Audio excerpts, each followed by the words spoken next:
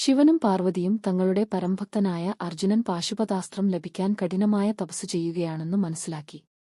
എന്നാൽ അർജുനനിൽ ചെറിയൊരു അഹങ്കാരം അവശേഷിക്കുന്നുണ്ടായിരുന്നു.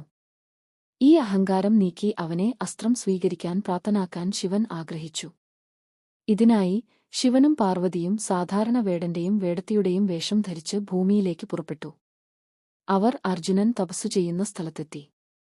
അപ്പോൾ ഒരു വലിയ കാട്ടുപന്നി അർജുനന്റെ നേർക്ക് പാഞ്ഞുവന്നു. തപസ്സു മുടങ്ങിയ അർജുനൻ ഉടൻ തന്നെ തന്റെ വില്ലെടുത്ത് പന്നിയെ ലക്ഷ്യമാക്കി അമ്പെയ്തു. അതേസമയം വേടന്റെ രൂപത്തിലുണ്ടായിരുന്ന ശിവനും ആ പന്നിയെ ലക്ഷ്യമാക്കി ഒരു അമ്പെയ്തു. പന്നി വീണു. എന്നാൽ പന്നിയെ ആരാണ് ആദ്യം എയ്തതെന്നതിനെ ചൊല്ലി അർജുനനും വേടനും തമ്മിൽ വഴക്കായി. അർജുനൻ താനാണ് ആദ്യം അമ്പെയ്തതെന്ന് വാദിച്ചു. എന്നാൽ വേടൻ തന്റെ അമ്പാണ് പന്നിയെ കൊന്നതെന്ന് തർപ്പിച്ചു പറഞ്ഞു. തർക്കം രൂക്ഷമായപ്പോൾ അവർ തമ്മിൽ യുദ്ധം തുടങ്ങി. അർജുനൻ തന്റെ അസ്ത്രങ്ങളുപയോഗിച്ച് വേടനുമായി പോരാടി. എന്നാൽ വേടന് യാതൊരു പോറലുമേറ്റില്ല. അർജുനൻ തളർന്നു. തന്റെ മുന്നിൽ നിൽക്കുന്ന വേടൻ ഒരു സാധാരണക്കാരനല്ലെന്ന് അയാൾക്ക് മനസ്സിലായി.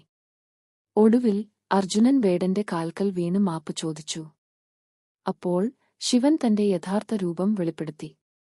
പാർവതിയും തന്റെ ദേവീരൂപം പ്രാപിച്ചു. ശിവന്റെയും പാർവതിയുടെയും ദിവ്യരൂപം കണ്ട് അർജുനൻ വിസ്മയിച്ചുപോയി.